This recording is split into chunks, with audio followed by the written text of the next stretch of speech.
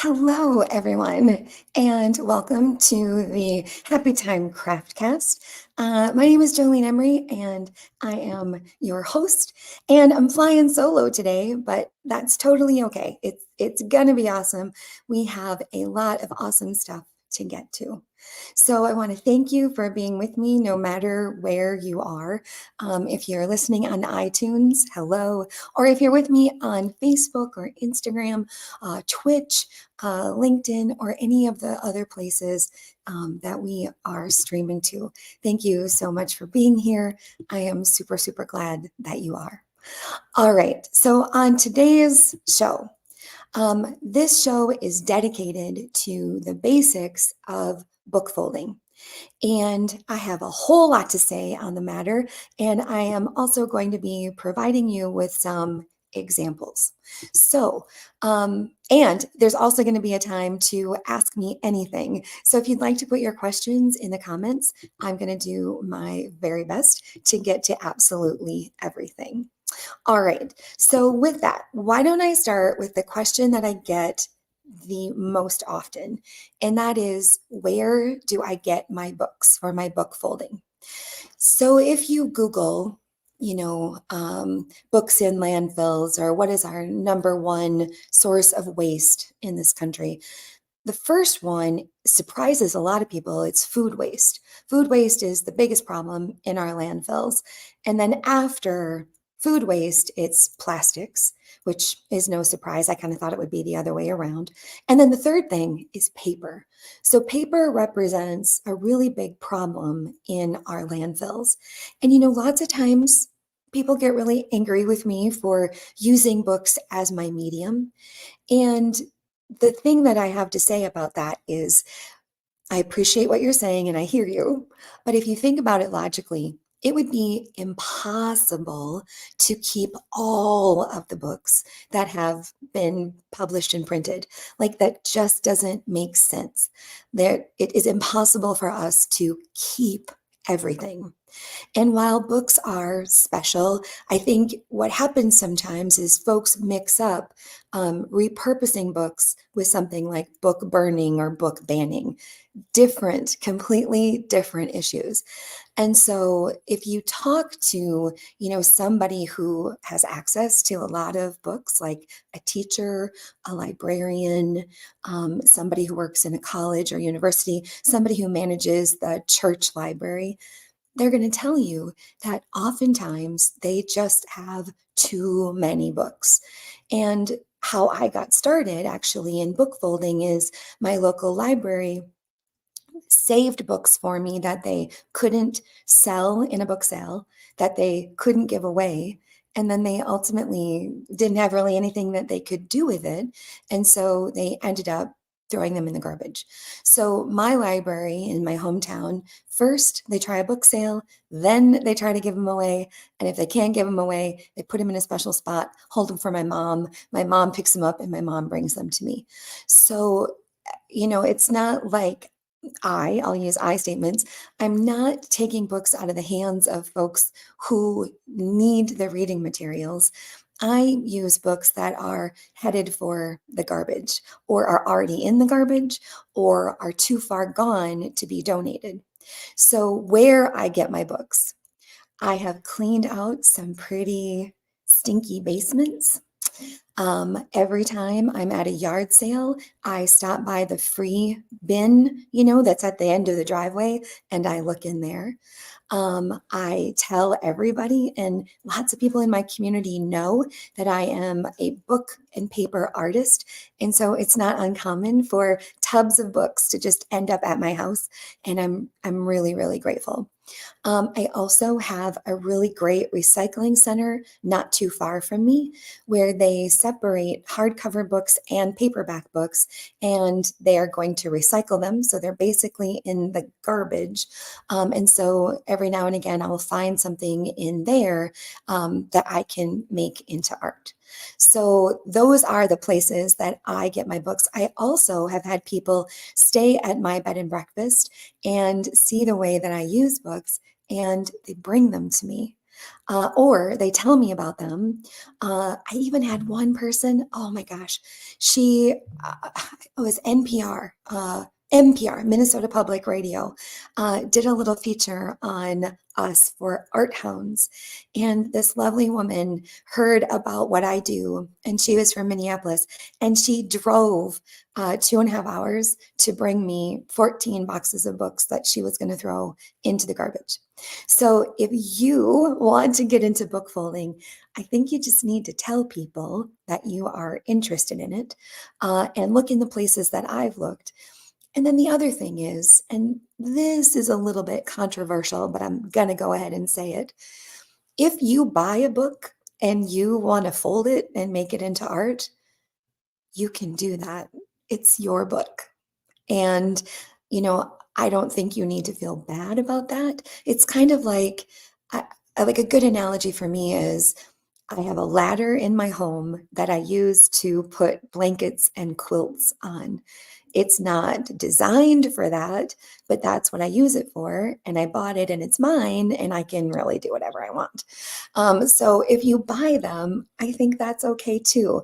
For me, as a person who crafts more publicly, folks get real mad at me thinking that I'm keeping reading materials out of the hands of people who need them. But I have been known to buy a book or two. Now, I have rules for myself. When I buy a book that I'm going to turn into a piece of art, my limit is $1. I won't spend more than $1 on that book, because there are just so many books in the garbage. So that's where I get mine. So whatever questions you have, go ahead and put them in the comments. I see another one here, which is how do I clean my books that are hanging on the wall?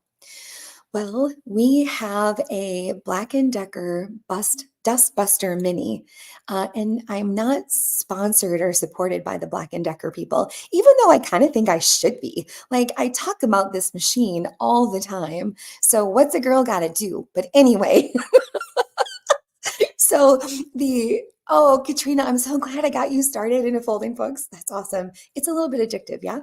But what we do is we use this Black & Decker Dust Buster Mini and every time I say this next thing that I'm about to say, I laugh and giggle a little bit because I feel like I'm saying something kind of dirty.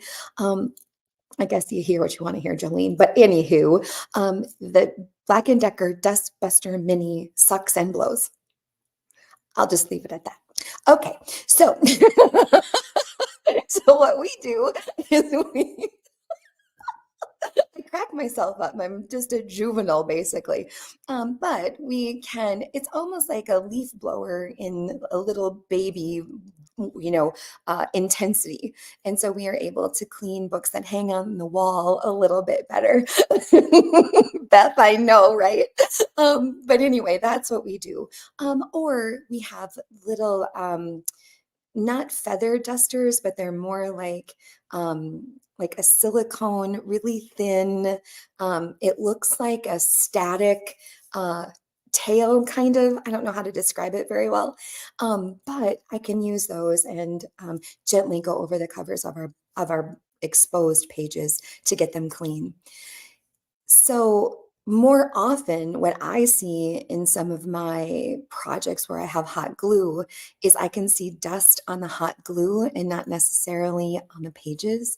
So I do try to give things a once over because I have a public home and I obviously want things to look nice.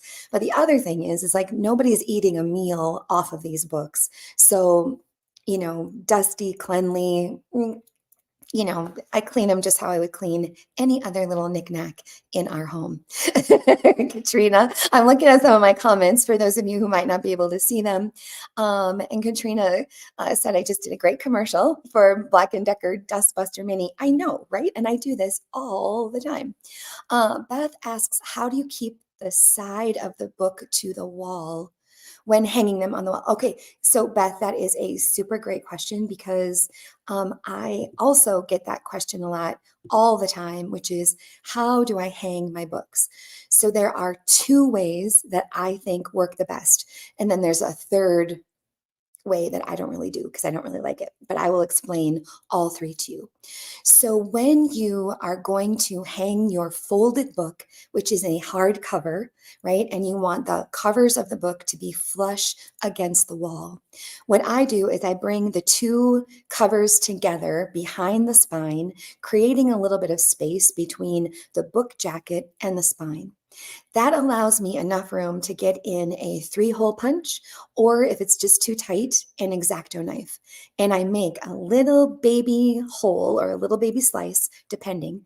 And then what I do is I reinforce that hole with either Gorilla Tape, again, not sponsored, but should be, or electrical tape. Because what I do is I hang my books on a small brad nail, a small finishing nail, and I hang them directly from that hole that I just made in the book jacket on the exterior spine. If you don't reinforce the hole, though, what's going to happen is over time, the weight of your book is just going to keep pulling on that hole that you've made, and you're going to rip out the spine. So you can do a hole in the exterior jacket on the opposite side of the spine. You just have to reinforce it with Gorilla Tape or electrical tape. That is how I most often hang my books. And I make this hole about 1 inch down, and I try to always keep it the same, especially if I'm going to be hanging a collection together. That way, everything is nice and even. And if you've seen my wall of 100 folded books, that's how Darren made the grid and figured out the math.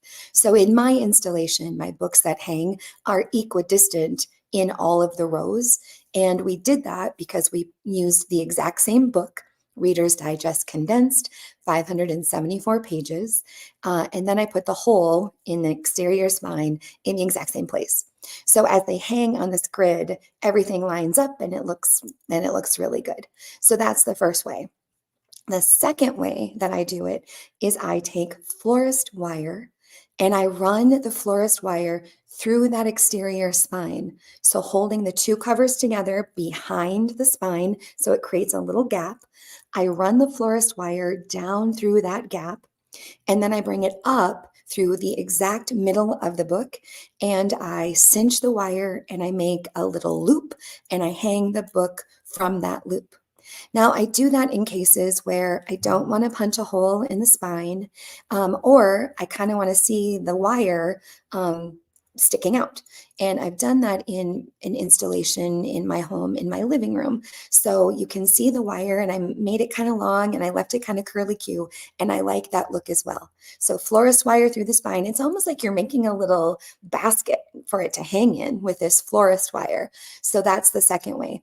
Now, the third way is to buy a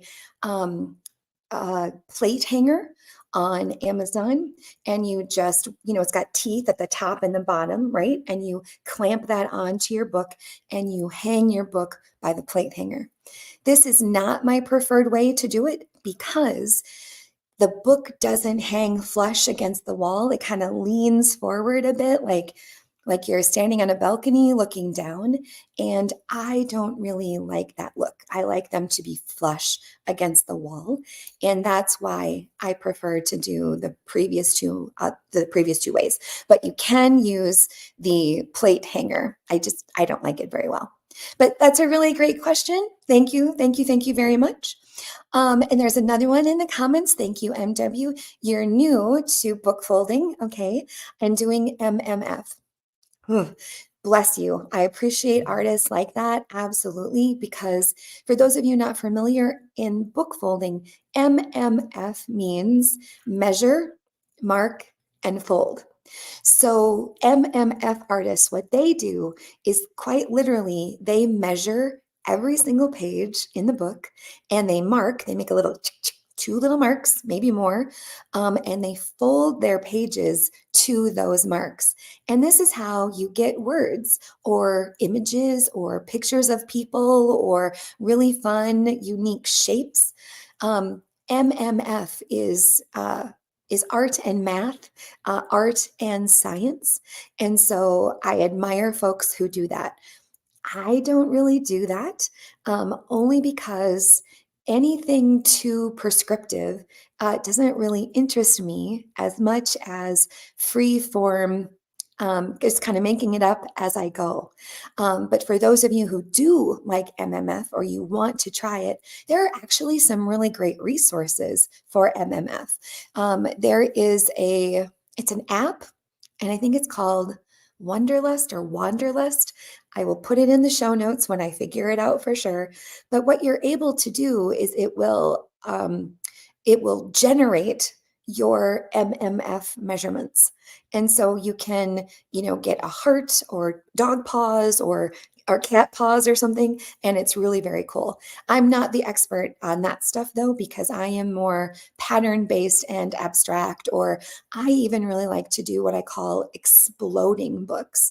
My exploding books you don't really see on my book wall of 100, because in my book wall it's a grid. So the books are equally spaced, top, bottom, side to side. And some of my book folds explode past the margins of the book. And so these kinds of folds don't work in grids because they come down past the border of the book and they mess up your measurement or your installation. But I have lots of those. I just put them in different places. Exploded books are also really, really fun. And I could probably do a whole show just on that. But today we're going to stick with folding. So, but super great question. And MW's question was using a metal ruler to fold back the page, and sometimes the tip gets cut. Yeah. So there is another tool, and it's a weight, and it looks like a telephone, old timey, right? Like telephone, not like a phone. And it's weighted on the right and the left, and it's this little like rubber doojobber, and you can use it in book folding to hold your pages down, and it's silicone, and it won't destroy your pages. I actually have one. I do not remember where I got it, but I will definitely link it in the show notes because it is a really cool tool, super cool. So thank you for your questions. I appreciate that. Here is another one that I see or in our notes, and it is, do I get a lot of paper cuts? When this question comes up, I have to tell you, I get a little superstitious, like I'm going to get them all of a sudden. So, but the answer is, in the thousands of pages that I have folded, I think so far I've gotten 4. And I try to be really careful. And when you're book folding, the cut comes from the edge. It doesn't necessarily, in my experience, it doesn't come at the time of folding. It happens before that. So I'm careful, and I try not to run my hand down the edge of the book, because then of course you're going to get in trouble. So no, I don't get a lot of paper cuts. I haven't really heard of anyone who does. And if you do, you're not made of sugar. It'll be over soon. Lick it and get back to work is basically how I feel about that. But that's just me. All right. Thank you so much for your questions today. I really appreciate it. The next one that someone sent in actually is, what is the easiest book fold? And that leads me to our demonstration part of our show today. I kind of thought, as a project, it would be a good idea to create a book folding index, so that when you see, and I guess it probably just goes for when you see my patterns, you know what it is that I'm talking about because you have this index.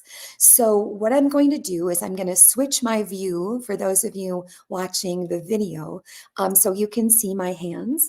And for those of you listening to the audio, I will do my best to describe what it is that I'm doing.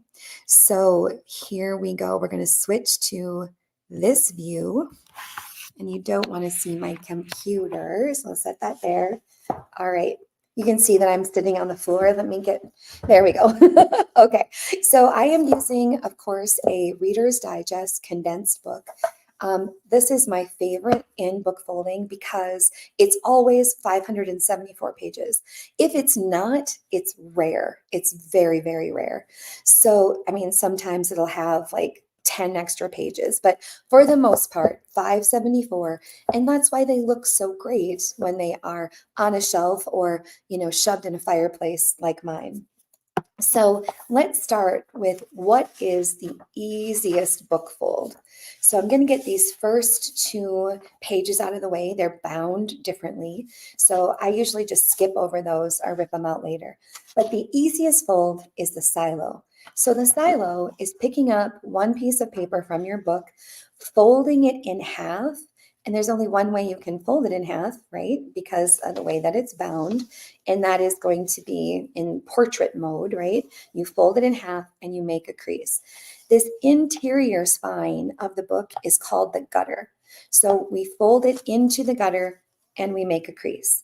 You can make a crease with your fingernail, or you can use a bone folder. I do both. It just kind of depends upon what mood I'm in. And you'll notice that when you do use a bone folder, and they come in plastic and bone, you're going to get a much better crease. It's the same when you use your fingernail. So you can see, for those of you watching, that when I use my fingernail, my fold, the crease, is tighter. It's a lot tighter than if I just use my hand. You're going to definitely get that effect when you use a bone folder, right? Okay, so what is the easiest fold? Definitely the silo. The silo is just taking one piece of paper and folding it in half. So if you're making this legend or this key, I would make, like, I don't know, 5 silos or so, and then go ahead and write on it that that's the silo, so that when you're looking at patterns, you have a point of reference. Okay, that's the silo. The next one is the sailboat. Now with a sailboat, you come all the way down to the gutter, bringing the top of the page to the gutter. So we're making a triangle, basically. So you bring it all the way down and make a crease. And then you fold up from the bottom to the gutter, making another triangle, and you make a crease. And that is a sailboat. So let's talk about that again. So you bring the top of the book page, you bring the corner down to the gutter, and you make a crease. And what I think is interesting to know in book folding is you don't want to put the edge of your paper inside the gutter. You want to keep it gutter adjacent, right? If you put it right into the gutter, it gets harder as you keep going to fold your pages. So just a teeny tiny little gap between the fold and the gutter. And then to complete your sailboat, you bring the bottom up to the gutter and you make a crease. Now, in your patterns, something to keep in mind is your pattern changes depending upon which edge you folded first. So if I fold from the top down first, you'll want to keep doing that because the fold makes its own little pattern of V's. So if you're working a pattern and then you change it all of a sudden and you go bottom first, bottom of the paper to the gutter, top down to the gutter, you'll see that the V and the opening changes direction. And it's not a big deal. It's just something to make note of, because if you're doing all sailboats, I think that that is a little disturbance in what you're doing. And so I try to keep in mind what I did first, top down or bottom up, so that my V's that people see are going the same way. Now, if you do it wrong, quote unquote wrong, just undo the fold and start again. So if you are watching on the video, you can see that the sailboat makes an extra pattern in the V of where the 2 pieces of paper come together. All right. So if you're making your legend, silo, piece of paper in half to the gutter, make a crease, sailboat, top, corner, down to the gutter, make a crease, bottom up, make a crease, and that is your sailboat. The next one is, let's do a double silo. So I'm sure you can imagine what a double silo is. So a double silo is in half once, make a crease, and then in half again. So the double silo is a really helpful fold when you want to make a little bit of space or bulk or drama in between your folds. So the double silo, it also is a very, very bulky fold because it takes up so much space. You are quadrupling basically your page count, right? So double silo, that's this guy right here. So if you're working with me, I would go ahead and make like 5 of these or so, I don't know, 3 to 5, just something that helps you establish your muscle memory on how you make these folds. There, I did 4, double silo, okay? The next one I'd like to talk about is my least favorite fold, and it is the paper airplane. So paper airplane, you're going to take the top corner of your book page and bring it down to the gutter, just like a sailboat.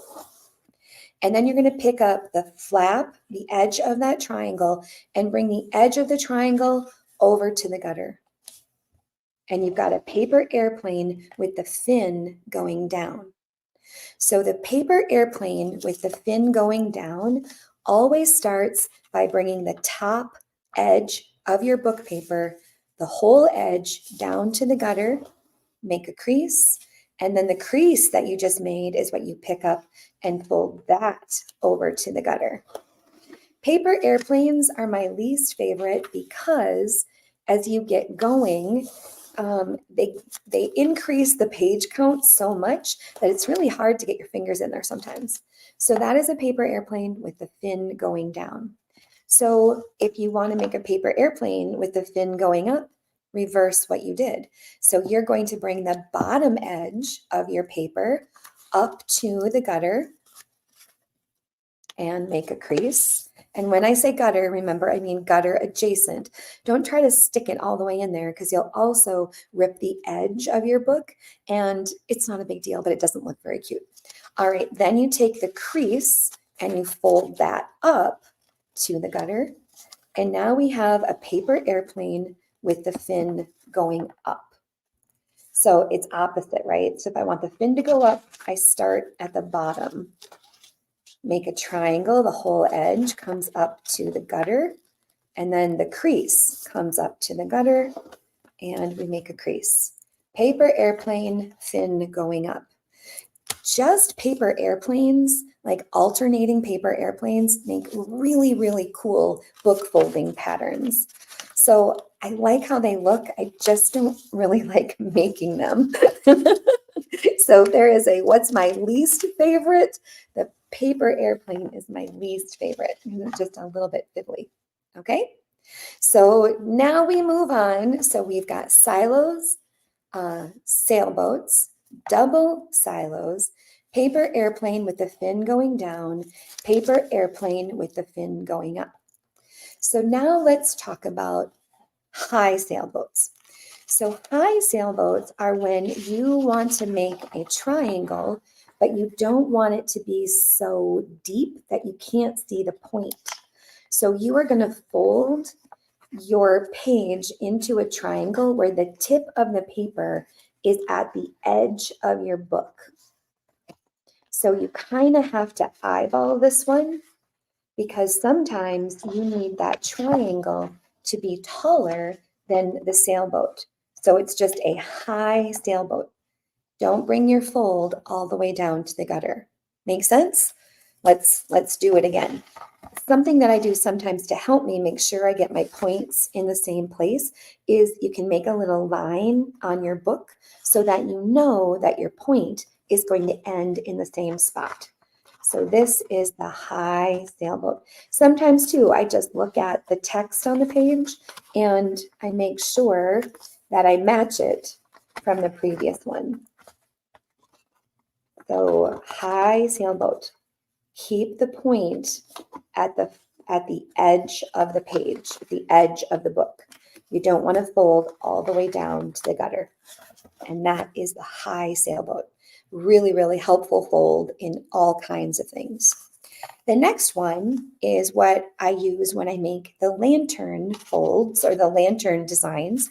And what you're going to do is you make a lantern fold by the start of the high sailboat. So you take the top corner of your book, bring it down, bring that whole edge down to your gutter, make a crease. And this is part of many different designs. It's a lantern fold, and that's it. That's it. Top corner or top edge down to the gutter, make a crease. And that's it. I love making lantern folds because talk about easy, right? So it's either the silo or the lantern fold. And then do the same thing going the other direction. Bottom up, make a crease. Bottom edge to the gutter, make a crease. Bottom edge to the gutter, and make a crease. So I call those lantern folds because you can see, if you are watching on the video, how interesting that fold becomes because they're not all the way down hidden inside of the book. Another one to keep in mind is a grain bin. A grain bin is a silo that has a roof. So take your piece of paper, fold it in half to the gutter, make a crease, and then you're going to take the edge and you're going to take the top corner of your folded paper and you're going to fold just that little bit over to the gutter and make a crease. So this is the grain bin, piece of paper in half, gutter adjacent, make a crease, and then take the corner, the top corner, and just fold that little flap down, and it's like you're making a little roof. And that's the grain bin. Do it again, piece of paper in half, make a crease, and now take the very top edge, and we're just gonna make a little baby crease at the top, another little triangle, so that it looks like a little grain bin. I like a grain bin. I like it a lot. When it's done, it looks like a pencil, or if you do a whole book of a grain bin, it kind of looks like a hedgehog to some people. So lots of things that you can do with the grain bin. The next one I'd like to show you is, it almost looks like a pill, maybe. It's a pill fold. So we're going to again start with the silo, make a crease, piece of paper in half, and then we're going to make a helmet on the top. So we make a grain bin, but then we also do it on the bottom. And it has, you know, two, I mean, it almost looks like a roof of a house, I would say is a way to describe it. But I call it a pill, P-I-L-L fold. So in the gutter, fold your paper in half, bring the top corner down, make a crease, bring the bottom edge up, and make a crease. And that's the pill fold. We'll make one more of those. MW, yes, this this is a podcast.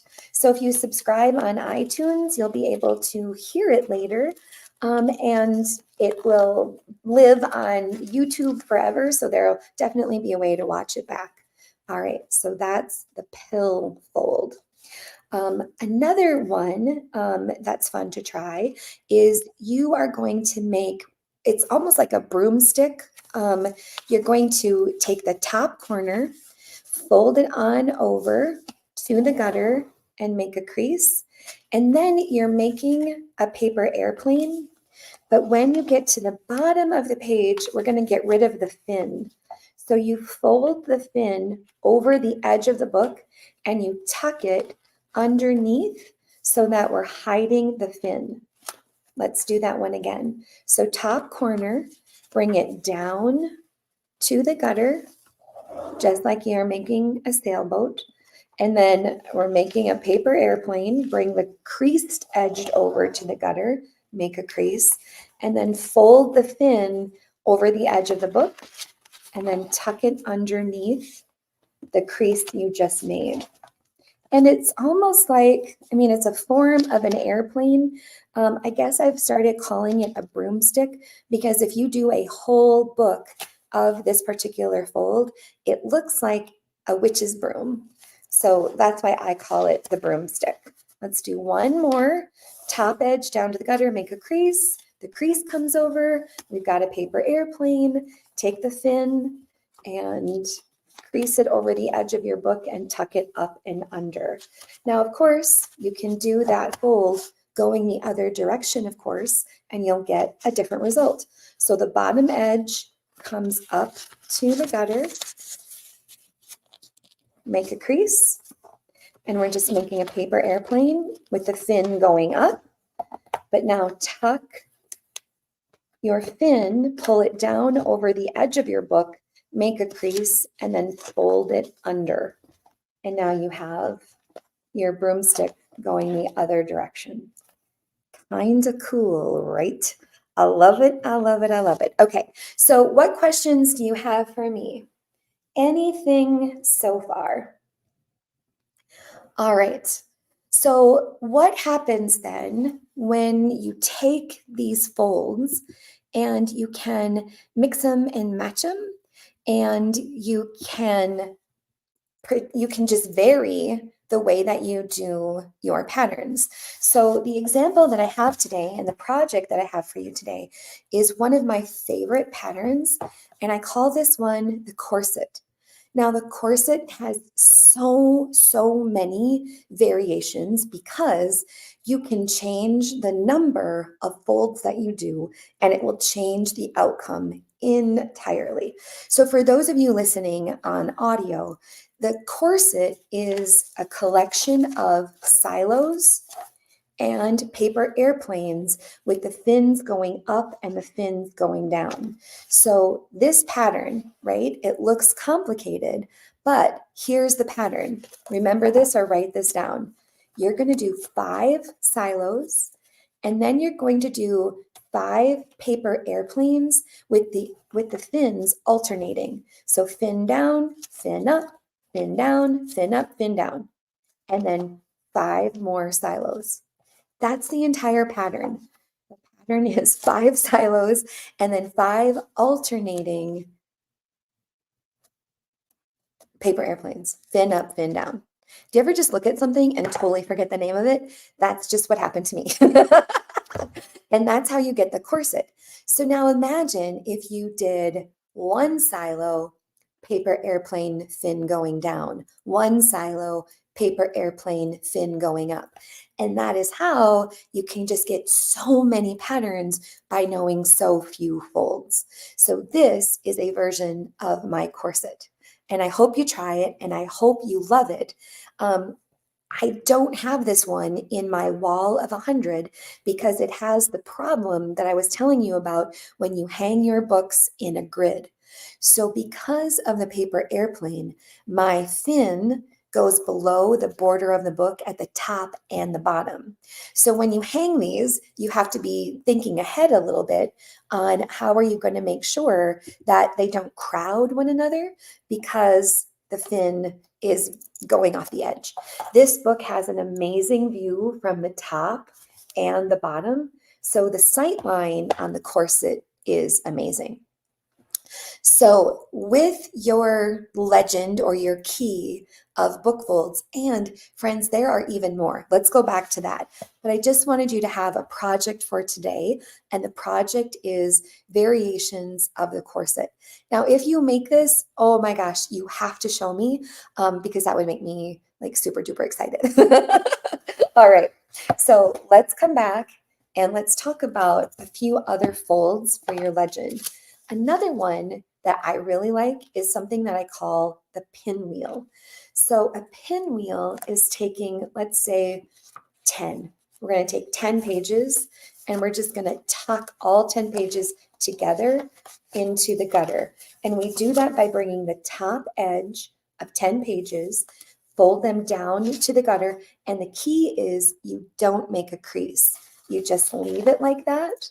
And then your next one in the pattern, let's just say, would be to make another pinwheel, grabbing 10 pages, pulling them up to the gutter. Do not make a crease, and that's what they look like. Isn't that fantastic? So It has a more open look in the quote unquote fold, and the pressure of all the pages is what keeps the book open when you hang it on the wall. So that's called a pinwheel. I love, love, love a pinwheel. You can also do that same thing with a silo. So grab it, and I've done this with up to 30, I mean, even 50 pages. The pinwheel is a great way to finish a folded book like super duper fast. Okay. Another one is to just take 10 pages or so in the silo fold, and without a crease, you just tuck them into the gutter.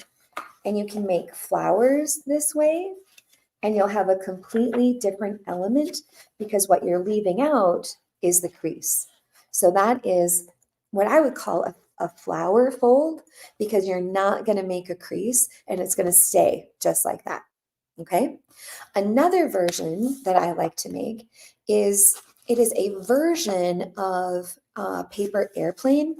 But what we're going to do is we're going to come over to the gutter, bring the top down, top edge down to the gutter, make a crease, and then we're going to take the bottom right-hand corner and fold it over.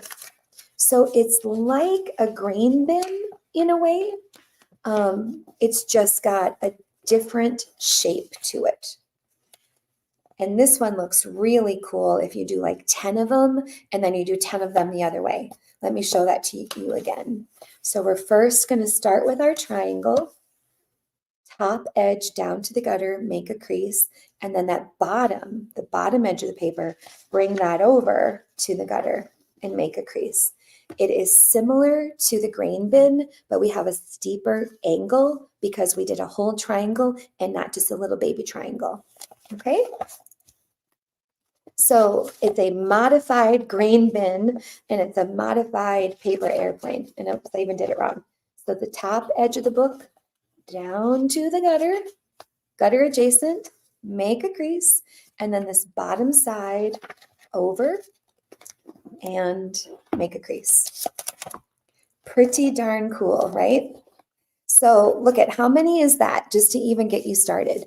So you have the silo, a paper airplane, sailboat, double silo, paper airplane with the fin going down, paper airplane with the fin going up, a high sailboat where you don't take the fold down to the gutter, and then we have our lantern folds.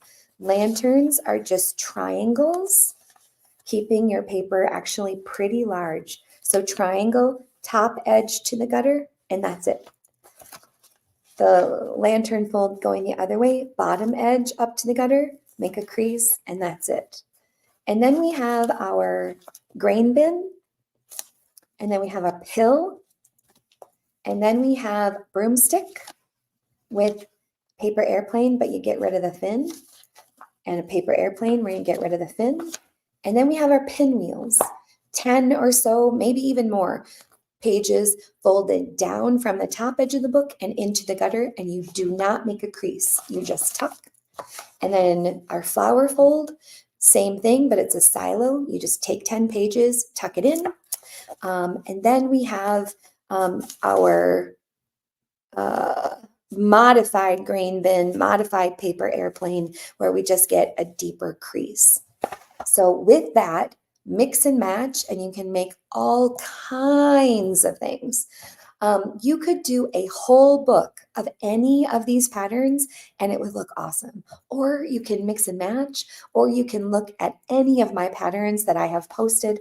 I don't know how many I've posted so far, but it is actually quite a lot. All right, so let's go back to the comments. What have you got for me over there, my friends?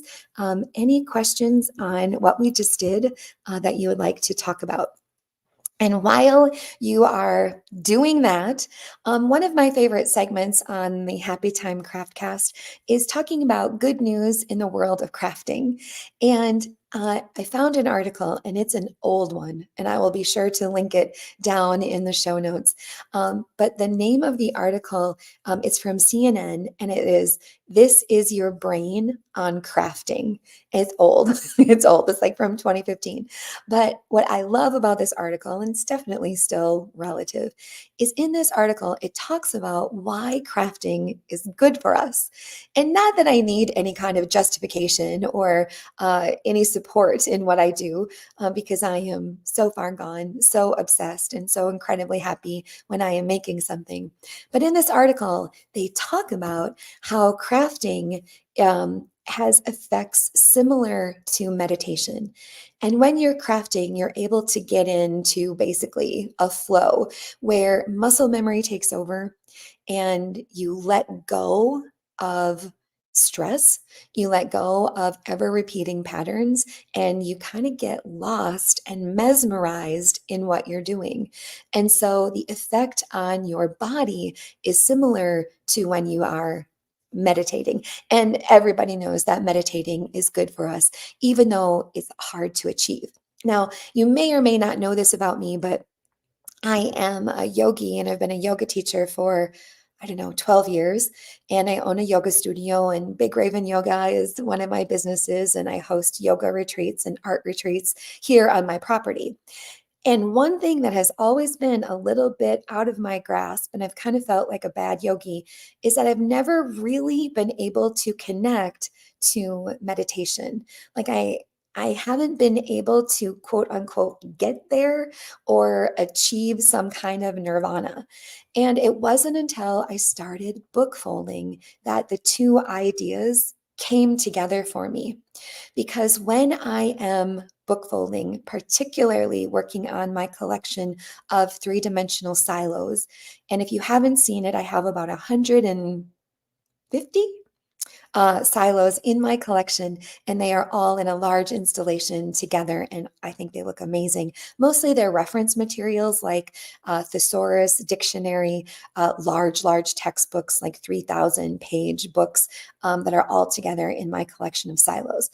Anyway, the act of book folding and taking that piece of paper and folding it in half and making it a crease is the closest thing I've ever been able to achieve in achieving a state of meditation. Because when my hands are busy, my brain is quiet. And for a gal like me with a lot going on, and I'm no different than you, we all have responsibilities and stresses. And this, I love it. I feel a great sense of peace. I love that time. I don't ever really think about how much longer until I'm done. That might be unique to me as a crafter, but I don't pick projects based on how long they take. I pick projects really based on what I want to do and what's in my vision. So if you are looking to achieve or try a meditation practice, if you're a yogi or a crafter, this book folding thing, you just have to trust your friend Joleen. It's kind of amazing in what it does for your mind, and then subsequently, of course, your body. And CNN agrees with me. So how about that? So the other thing that this article said is that it's an anti-natural depressant, crafting, a natural antidepressant, and it creates an activity in the brain that can prevent, get this, aging. Ha! So yeah, so when people know how old I am, they're surprised. And I thought that it was drinking water and practicing yoga, and I don't really do naughty things very often, like I don't smoke and I don't really drink very much. I thought, or it's probably good genetics. Like my mom looks young. But anyway, crafting can be the fountain of youth. Who knew? CNN knew, and now you knew. And that's like some really good, happy news from the world of crafting. I'll be sure to link that article in the show notes so you don't think that I'm just full of it. I'm totally not. So the other thing, another fun feature here on the Happy Time Craftcast is letting you know what's on my work table. and what projects I'm working on. So I recently finished the project I told you about on our last show, which was my son Charlie's Dark Angel. So we had a clown poster hanging in our house for like 10 years. He's a sad clown. He's wearing a black wig. It was a poster. It wasn't like a precious piece of art. And I didn't really want to hang it in our house anymore. And Charlie really loved this clown. So I rebuilt the clown and I gave him black angel wings. And Charlie really loved it and it all turned out. So the project I talked about last time is complete. And I have moved on to my next large project. So, what's on my work table is it's kind of hard to explain. I will do my best, but I am making a large piece of art from the gold edges of paper. So whenever I use a book in my projects and people say, well, what do you do with the pages you tear out? Or, what do you do with the book cover? Or what do you do with the rest of it? I actually do try to think of something to make from the entire book. So I have been saving the gold topped edges of books. Encyclopedias have them, Reader's Digest Condensed have them. And I've been taking these edges and I've been making coils with the gold side out and then securing my coils with hot glue. My coils have different heights and they are different sizes, but I've been making hundreds and hundreds of these gold edged coils because I have crafted or designed and built a rainbow. And the rainbow is on a 42 by 42 inch square frame. So my frame is ready. And in all of my projects, I think it's really important. You got to start with how you're going to hang it and where you're going to go. So it's a large frame. It's inset. The backing is inset. So I have about 1.5 inches to play with.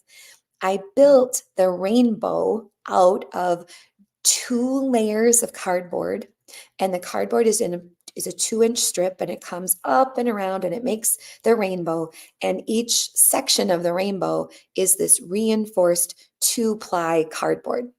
And then in between is where I'm going to fill in with my gold coils. And my vision is that we always talk about how the pot of gold is at the end of the rainbow. But really, for me, the rainbow, the gold, is in the journey and it's not at the end, it's in the process of getting there. So I'm putting all of these gold coils inside. What I have yet to figure out is what I'm going to put in the negative space. So there's gold, all gold in the rainbow, and then it's separated by the cardboard. But what am I going to put underneath the rainbow and what am I going to put up at the tops? So I'm visualizing either the opposite side of the gold coil where you can see the text on the book paper, or I'm thinking I might actually paint some of my coils. And I was thinking maybe blue or black. I'd love to hear your thoughts on that. But this project is going to take me a while because if you think about 42 inches tall, 42 inches wide, she's a big girl. She's a big girl. And I appreciate her for that. And it's going to take me a while to make all of these coils. But that is what's on my work table. And if you follow me on any of my social channels, I will definitely be sure to share with you what that looks like as I'm making it and as I'm done. But I definitely have a ways to go. So, a couple of other things here as we are almost out of time. I can't even believe that. I'd like to tell you who is going to be on the Happy Time Craftcast next as my next guest. She is someone that you might know and love. I sure know her and love her. Her name is Andrea Nelson. Andrea Nelson has a ginormous following on social media. Her business is A Dream or a Day Artwork, and I'm really excited to talk with Andrea on my next show, and I believe that is January 25th, if that is the fourth Wednesday of the month.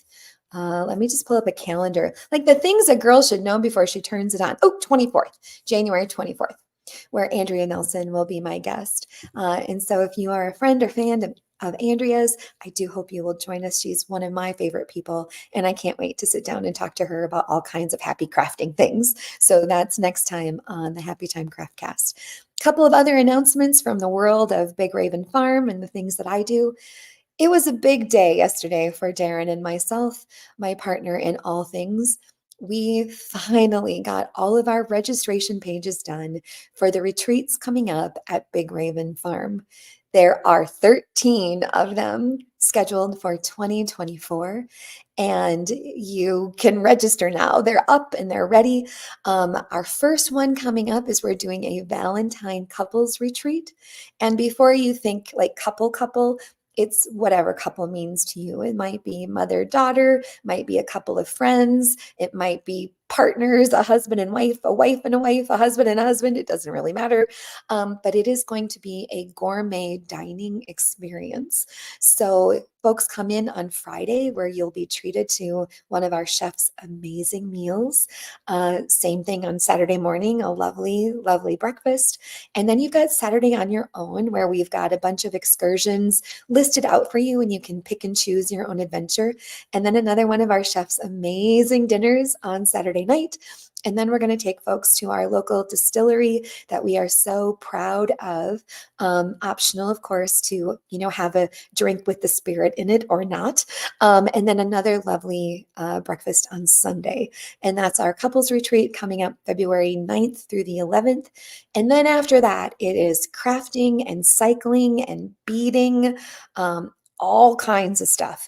So be sure to register early. We're lucky. Things have been selling out. And so that's really exciting for Darren and I. And we're pretty happy that things are going that way. So if you're interested in coming to a retreat at Big Raven Farm, the registration pages are there. Another thing I'd like to tell you about, of course, is my craft club. And my craft club is the best kind of club. You get an art kit once a month. And if you want to make the project, you make it. If you want to skip it in your correspondence from me, you just hit the little button that says skip. This month, we are making a lamp. And we're making a lamp out of a paper lantern and paper, book paper. It's a 3-color lamp, and we're going to put little twinkle lights inside. Or if you want to buy an additional light fixture that goes inside, you can do that. The lawyers wouldn't let me send that to you, but but that's how I have mine. And it's a tremendous kit. I'm very excited about. It's called Illuminated Stories because you can see the book paper through the illumination on the inside, and it's just fantastic. So linked in the show notes or on our website, but that is our Craft Club kit for January, and I'm very excited about it. So, and then finally, this is how we usually end the Happy Time Craftcast. I ask my guests 10 questions, and I guess I've never answered them myself, so I thought I would do that for you today. But before I do, we do have one question coming in from Facebook. Do I make totems where the cover is removed and the pages make a complete circle? Yes. Yep, I certainly do. I call them my silos, and I've made them into hanging bookmobiles. And I do have lots of information and tutorials on how I've done that. But I absolutely love installations that have lots of these book sculptures together. You can count on me for doing things in a large kind of scale. So yeah, definitely. It's super fun. Highly recommend. All right, to close out our show today, these are the 10 questions that I usually ask our guests, but I've never answered them myself, so I will answer them for you today. The first question is, what is your favorite word? Yes, dear. I'm being completely honest. And Darren makes me a lovely coffee in the morning with the best like foam and crema on it. And when I say, oh, I would love a cup of coffee, and he says, yes, dear. Yeah, I'm all about it. I love it. I love it so much. I'm so grateful. What is your least favorite word? My least favorite words are, it is what it is. I hate that. I also really don't like at the end of the day. I don't like any of those overused expressions. I don't know. I think there's something in my brain that makes me think they sound like an excuse. So if you use those, I'm sorry. I love you. I just don't like those expressions. Um, What turns you on creatively, spiritually, or emotionally? Um, I am going to say that I get pretty excited about using garbage in my art. And I know garbage probably isn't the right word, but I like using materials that would otherwise end up in the garbage. I don't like buying new stuff really. I love figuring out how to make something from the old stuff. I get pretty excited about new uses for things that have no use. So I'm gonna go with that. What turns me off? I get a little prickly sometimes with how long is that going to take, or that project will take too long, and and I think it comes up for me sometimes at our retreats, where folks, and it's nothing against the people, but for myself, if there's something I want to make, I don't really care about how long it takes. It takes as long as it takes to get an amazing result. I do get frustrated sometimes that they take longer. I remind those who know me well of the blue coiled project that I was cursing for a very long time.